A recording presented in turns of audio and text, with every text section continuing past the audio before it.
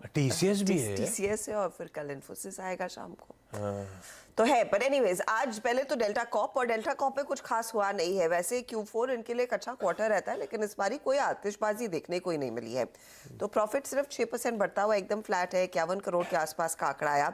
Revenue भी सिर्फ 4% ही बढ़ा है, करीब 227 करोड़ के करीब का आंकड़ा। इबिटा में लगभग 13% का डिक्लाइन आया है, 60 करोड़ का आंकड़ा। और मार्जिन्स भी कुछ कॉन्ट्रैक्ट हुए, 31.6% के सामने ये 26.5% का मार्जिन दरअसल कंपनी ने डिलीवर किया है। तो नंबर्स में बिल्कुल कुछ एक्साइटमेंट नहीं है। Q4 थोड़ा सा ठंडा निकला है इनका। आज सूला पर भी नजरें रहेंगी। सूला ने Q4 का सेल्स अपडेट दिया है, जहां पर ओन ब्रांड सेल्स में करीब करीब 15% की ग्रोथ कंपनी ने रजिस्टर की है। ये 104 करोड़ का आंकड़ा आया। वाइन टूरिज्म बिजनेस करीब 18% बढ़ता हुआ दिखाई दिया है, 12 करोड़। एंड वाइन टूरिज्म से मैं ये अनुमान लगा रही हूँ कि लोग जो सूला विन्यार्ड जाकर वो एक्सपीरियंस एंजॉय करते हैं, तो वहां पर ग्रोथ देखने को मिल रही, करीब 18% तक का इजाफा। अच्छा, डिलीवरी एक स्टॉक रेडार पर रखिएगा, क्योंकि डिलीवरी में कल कुछ ब्लॉक्स नहीं, बड़े लार्ज ट्रेड्स हुए हैं। और ओपन मार्केट में दरअसल टाइगर ग्लोबल ने अतिरिक्त हिस्सा बेचा है। तो 1.6% स्टेक टाइगर ग्लोबल ने ऑफलोड किया, ये रिपोर्ट सजेस्ट कर रही है। अब टाइगर ग्लोबल का स्टेक आ गया है करीब 0.68% पर।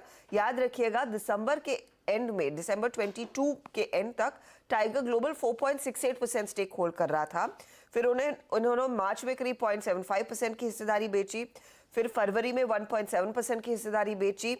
कल कुछ और बिकवाली होती हुई दिखाई दी। अब इनके पास सिर्फ 0.68% हिस्सा है। तो इसे एक और इस प्रकार से देखना चाहिए कि जो टाइगर ग्लोबल की जो सेलिंग का ओवरहैंग था, वो खत्म होता हुआ दिखाई दे रहा है। अब सामने तक, कल शाम तक तो नाम निकल के सामने नहीं आए थे कि कौन कौन खरीदार थे, लेकिन वो डेटा पॉइंट आएगा तो और भी इंटरेस्टिंग होगा। टाइगर ने बेचा है तो किसी ने तो खरीदा होगा ही। तो वो स्टॉक आप रेडार पर रखेंगे। भेल और टीटागढ़ वैगन्स के कंसोर्शियम ने करीब 80 वंदे भारत ट्रेन के सप्लाई का 120 करोड़ प्रति ट्रेन का ऑर्डर जीत लिया है। तो कुल मिलाकर 9,600 करोड़ का ऑर्डर इनके हाथ लगता हुआ दिखाई दिया है। आपको याद होगा, कुछ हफ्ते पिछले महीने हम टीटागढ़ वैगन्स के मैनेजमेंट से बात भी कर रहे थे, और उन्होंने कहा था कि वंदे भारत ट्रेन वाला जो ऑर्डर है वो बहुत बड़ा ऑर्डर है, और इनके in fact top line bottom line को काफी रोबस्ट बनाता हुआ दिखाई देगा। तो वो स्टॉक आप रेडार पर रखेंगे। सनोफी इंडिया ने दरअसल NPPA की जो प्राइस कट्स की गाइडलाइन आई थी, उसके तहत जो इंसुलिन ग्लाजीन ब्रांड है, उसकी प्राइस में करीब 21% तक की कटौती की है। तो ये सनोफी आप रेडार पर रखेंगे जरूर। और पारस डिफेंस की तरफ से भी एक अपडेट है। एंटी ड्रोन टेक्नोलॉजी के लिए इनकी सब्सिडरी ने दरअसल एक MOU साइन किया है।